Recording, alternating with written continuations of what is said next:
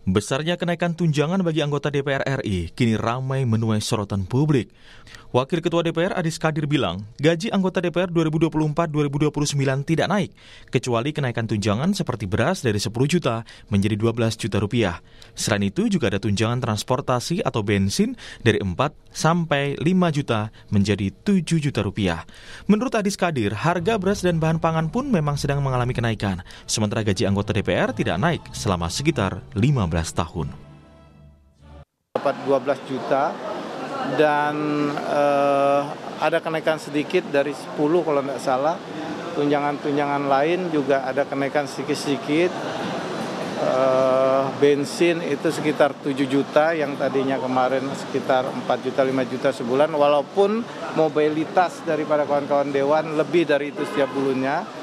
Jadi kalau dulu gaji kawan-kawan itu terima total bersihnya sekitar 58, mungkin dengan kenaikan gaji tidak naik ya, saya tegas sekali gaji tidak naik, dengan kenaikan tunjangan makan disesuaikan dengan indeks saat ini mungkin terima hampir 69, hampir 70-an.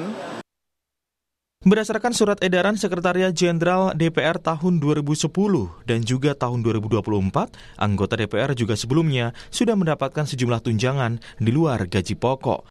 Tunjangan melekat seperti tunjangan jabatan, tunjangan suami atau istri atau anak, hingga tunjangan pajak penghasilan, totalnya sekitar 15 juta rupiah. Ada juga tunjangan lain seperti tunjangan kehormatan, komunikasi hingga bantuan listrik dan telepon mencapai 34 juta rupiah, sementara tunjangan rumah mencapai 50 juta rupiah. Wakil Ketua Komisi 3 DPR Ahmad Saroni merespon soal tunjangan DPR yang belakangan ini menjadi sorotan publik. Saroni bilang, tunjangan rumah 50 juta rupiah justru lebih efisien daripada anggota DPR mendapat fasilitas rumah dinas. Karena biaya perawatan itu tak terhingga. Ya, banyak rusak AC lah, perlengkapan di dalamnya. Kenapa waktu itu banyak yang kasih masukan lebih baik dikasih tunjangan tunai, di mana tidak memberatkan negara agar posisinya tidak anggaran negaranya tidak terganggu. Jadi jangan dilihat karena nilai uangnya fantastis nih, enggak, itu biasa sebenarnya.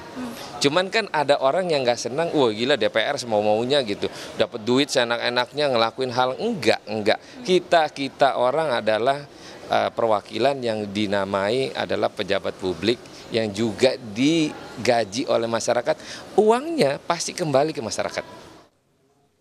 Analis politik sekaligus Direktur Eksekutif Parameter Politik Indonesia, Adi Praitno menyebut kenaikan tunjangan anggota DPR melukai perasaan publik karena di saat yang bersamaan masih banyak warga miskin dan kesulitan mendapatkan pekerjaan.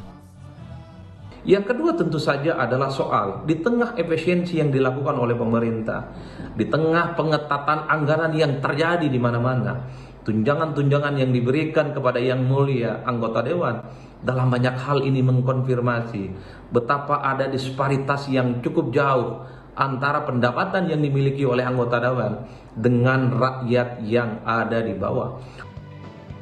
Di tengah efisiensi yang ditetapkan pemerintah saat ini, kenaikan tunjangan DPR yang cukup fantastis dibutuhkan pertimbangan yang jelas bagi publik.